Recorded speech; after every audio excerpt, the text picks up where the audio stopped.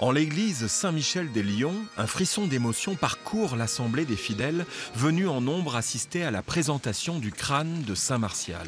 Point de départ des 72e cérémonies ostensionnaires, dont les premières eurent lieu en 994 pour faire cesser une épidémie qui décimait la population. Des ostensions toujours aussi populaires. Notre société, qui est parfois un peu éclatée, parfois un peu divisée, parfois un peu morose, a besoin de ces moments qui rassemblent et de ces moments à la fois de ferveur et de joie.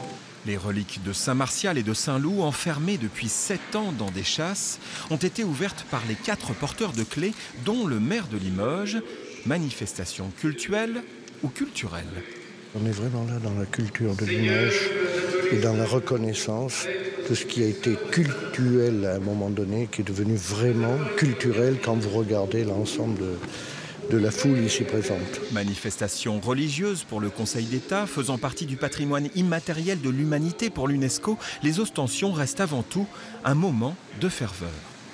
Venant de l'Est, voilà, c'est l'occasion de découvrir une grande manifestation de piété populaire, culturelle, qui fait vraiment, me semble-t-il, partie de l'identité limousine, limougeaude. C'est impressionnant en fait de voir une région qui n'est pas très connue pour sa pratique religieuse intense et de voir le nombre de personnes présentes dans l'église aujourd'hui qui suivent tout ça avec attention et qui sont très heureux finalement de se réunir à cette occasion un peu spécifique.